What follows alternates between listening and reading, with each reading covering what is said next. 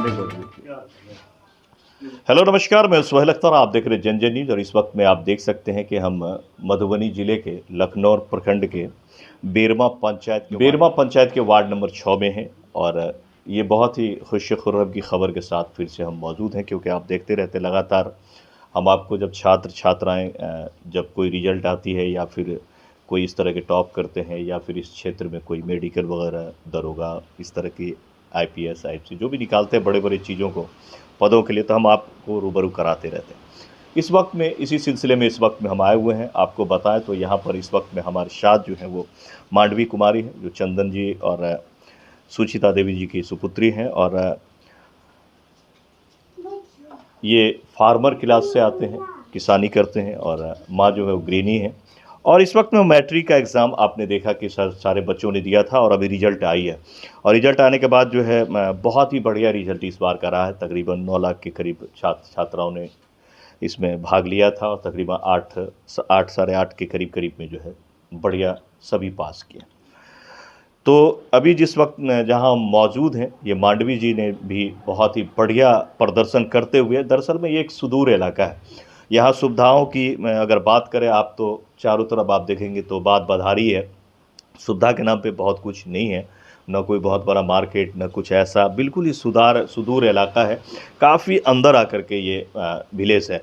इस विलेज में इन्होंने यहाँ रहते हुए 456 मार्क लाया है, जो कि आप जानते हैं कि आज के दौर में, और बिटिया रानी ने काफ़ी जो है इस क्षेत्र में चर्चा का विषय था। इन लोगों ने कॉल किया कि तो मैं यहाँ पहुँचा हूँ कि इस सुदूर इलाके में कैसे रहते हुए इन्होंने कैसे जो है तैयारी करा, कैसे यहाँ तक पहुँचे, क्या परेशानियाँ हुई और इस वक्त में क्या सोच रहे आगे चल के क्या कुछ करेंगे। तो चलिए मिलाते हैं। मांडवी जी, आपका स्वागत है।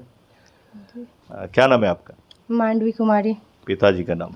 मिस्टर चंदन कुमार ठाकुर। मम्मी का? श्रीमती सुचिता देवी। कितना मार्क आया आपका? 456। 456। तो आपको लग रहा था कि 456 आएगा? नहीं, तैयारी से लगता नहीं था कि 456 आ पाएगा, बस सोच रहे थे कि फर्स्ट कर जाएंगे? नहीं, सोचे थे 400 प्लस लाए। 400 प्लस लाएंगे, है ना?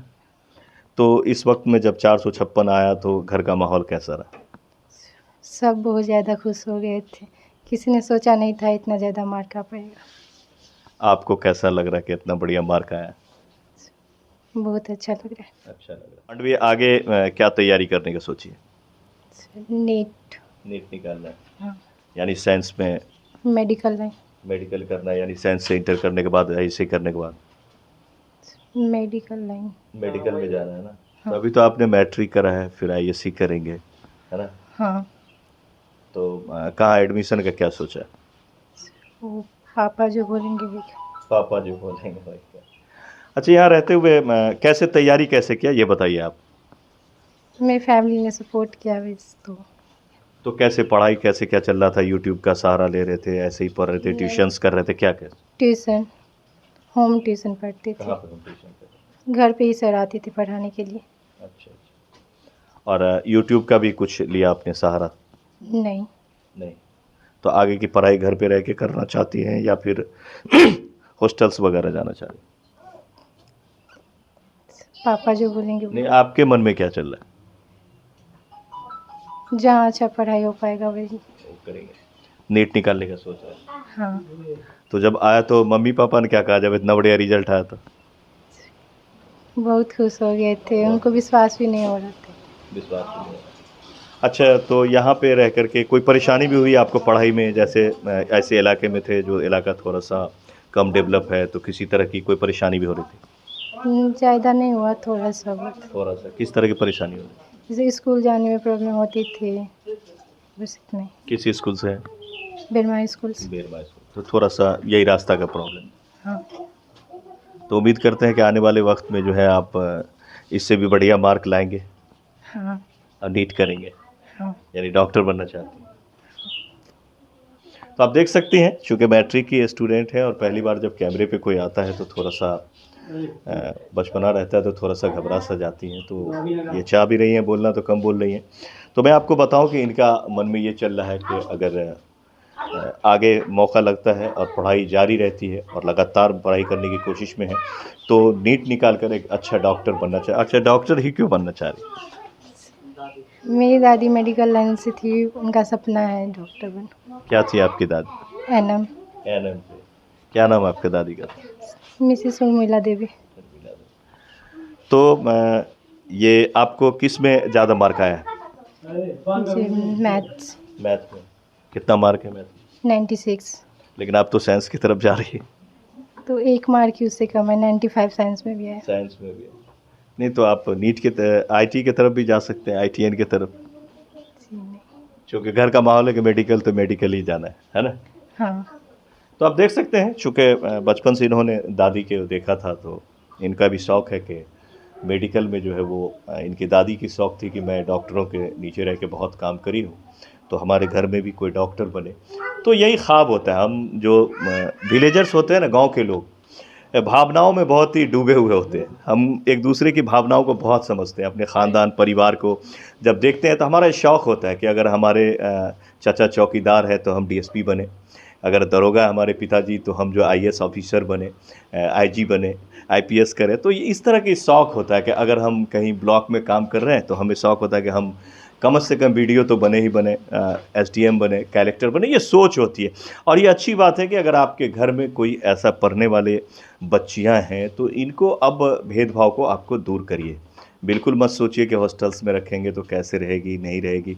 अगर घर पे सुविधा, आज तो यूट्यूब्स वगैरह से भी घर पे आपको कई स्टूडेंट से मैं मिलवाता हूँ, जिसमें आप देखते हैं कि यूट्यूब से भी बहुत सारे ऐसे क्लासेस हैं जो आपके घर में भी मौजूद हैं।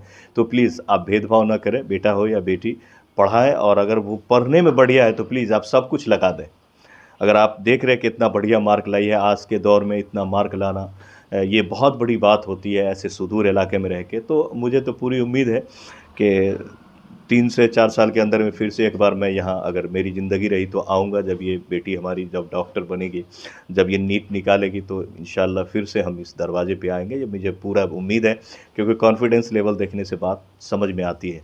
और चूँकि ये भी इनके दिल में है कि ख्वाब को पूरा करना है, तो ये बड़ी बात है।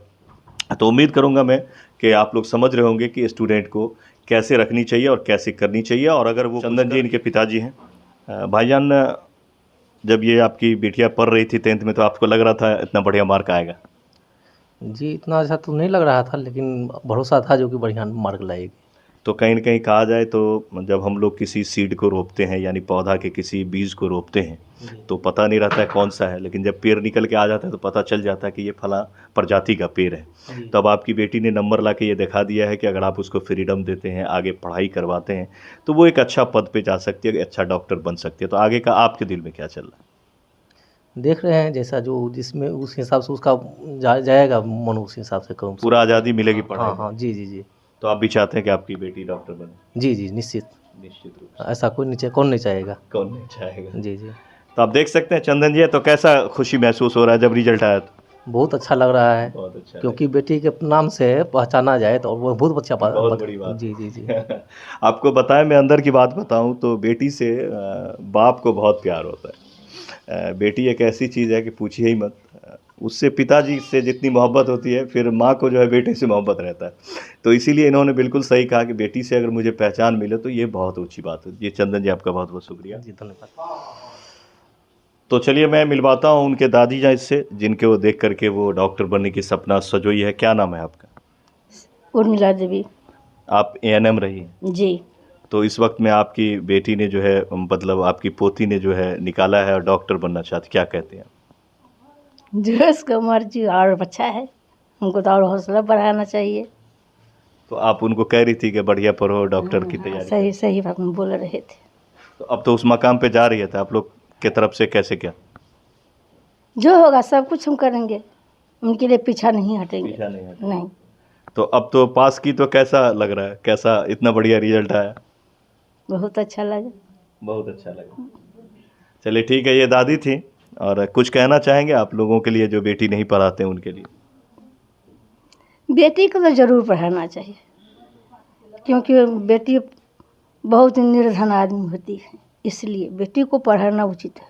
उचित है। बिल्कुल सही कहा इन्होंने। देखिए बेटियों को पढ़ाइए, बेटी को पढ़ाने से आपको होता क्या है कि मैं आपको बताऊँ कि जब चाहे वो कुछ भी नहीं करे, बढ़िया पढ़ी-लिखी है और वो घर में ही रहेगी, अगर किसी की पतोह बन के ही जाती है, तो अपने बच्चों को पढ़ाने में उनको काफ़ी पहला ट्यूशन मम्मी का ही होता है। तो अगर वो खुद पढ़ी हुई हैं, तो बहुत सारे आपके पैसा तो बचेंगे ही बचेंगे, संस्कार के साथ-साथ पढ़ाई भी उनसे मिलती है और पढ़े-लिखों की और बिना पढ़े में बहुत फ़र्क हो जाता है आज के दौर में। इसीलिए बेटियों को पढ़ाएँ। आप देख सकते हैं इस वक़्त में हम यहाँ आए हुए थे, जहाँ मांडवी ने काफ़ी बढ़िया इस सुदूर इलाके में जो है इस गाँव का नाम रोशन किया है, हमारे ब्लॉक लखनौर का नाम रोशन किया है, सब डिवीज़न झंझारपुर का नाम रोशन किया है, बढ़िया मार्क से पास किया है और इनके पूरे परिवार के लोग काफ़ी खुश हैं और ये आगे चल के डॉक्टर बनना चाहती है। मैं चाहूँगा कि आप लोग अगर देख रहे हैं, तो ज़रूर अपने बेटियों को, अपने परिवार में सबको ये इंटरव्यू दिखाएँ कि आज बेटियाँ धीरे-धीरे बेटे से कहीं कम नहीं हैं और अच्छे परिवारों में अब बेटियों के साथ ट्रीटमेंट बेहतर हो रहा है पढ़ाई के मामला में और हम लोग फिर से एक कदम आगे की ओर जा रहे हैं और घर में भी रह के हमारी बेटियाँ पढ़ाई करके आगे निकल सकती है। तो उम्मीद करता हूँ कि आपको ये खबर अच्छी लगी होगी। ज़्यादा से ज़्यादा शेयर करें, लाइक करें, सब्सक्राइब करें और आगे की तरफ ज़्यादा फॉरवर्ड करें ताकि लोग देख सकें कि बेटियाँ हमारी आज बेटों से कम नहीं हैं और बेहतर मार्क के साथ पास करी है और आप लोग भी अपने दिल से आशीर्वाद दें इस बेटी को कि ये आगे आने वाले वक्तों में इस गाँव का नाम रोशन करे, हमारे बिहार का नाम रोशन करे और एक अच्छा डॉक्टर बने। मिलते हैं अगले खबर में पंकज के साथ। सोहेल अख्तर, जनता न्यूज़ के लिए नमस्कार।